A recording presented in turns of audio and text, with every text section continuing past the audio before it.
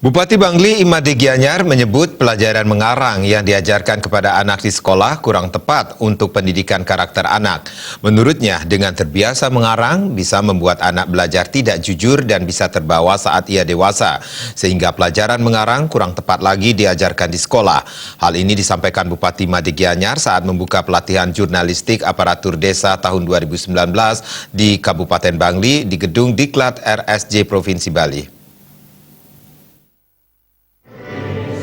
Lebih lanjut, Bupati Imade Gianyar menegaskan pelajaran mengarang itu tidak bagus karena mengarang itu berarti ketidakbenaran. Ia berpendapat pelajaran mengarang lebih baik diganti menjadi pelajaran menulis. Banyak contoh pelajaran menulis yang bisa diajarkan kepada anak, baik menulis berita, menulis artikel maupun menulis karya tulis ilmiah. Terkait dengan pelaksanaan pelatihan jurnalistik bagi aparatur desa, ia mengaku sangat mengapresiasi kegiatan ini. Di zaman modern seperti sekarang ini, keberadaan media sangatlah vital sehingga informasi itu sudah tanpa batas karena bisa diakses di mana saja termasuk desa. Dengan kemajuan teknologi dan digitalisasi, berita-berita sangat cepat tersebar, baik berita yang positif maupun negatif, termasuk berita bohong hoax.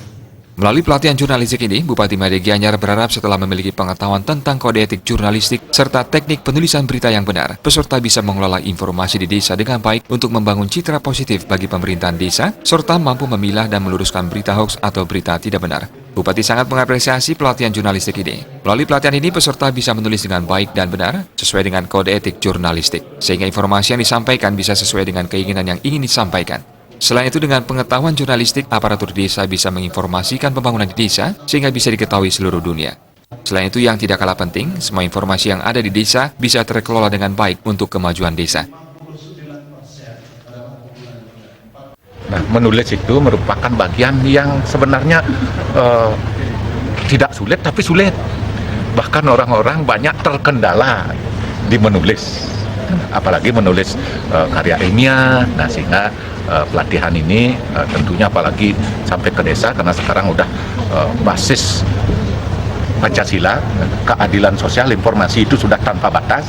Nah, sehingga bagaimana informasi itu dibuat, informasi itu ditulis, harus memenuhi kode etik jurnalistik. Nah, menulis itu tidak sembarang menulis, tapi menulis itu ada tata caranya, ada kode etiknya. Nah, sehingga pelatihan ini adalah mengajarkan cara dan kode etik orang menulis, sehingga informasi yang disampaikan betul-betul sesuai dengan keinginan yang disampaikan, antara penerima informasi dengan pemberi informasi menjadi satu kesatuan, sehingga ada keserasian dan ada kesepahaman.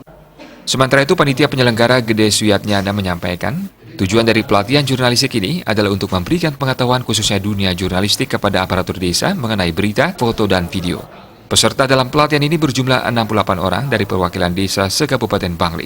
Pelatihan jurnalistik ini akan berlangsung selama 7 hari, yakni dari tanggal 12 sampai dengan 18 September 2019. Terdapat 3 materi yang diberikan kepada peserta, yakni menulis berita untuk website desa dengan narasumber Imade Sujaya, video kreatif berbasis Android dan narasi video oleh Bram Wijaya, dan pengambilan video berita oleh Made Jaya Kusuma. Setelah pembekalan materi, peserta pelatihan juga akan diajak studi lapangan ke Yogyakarta.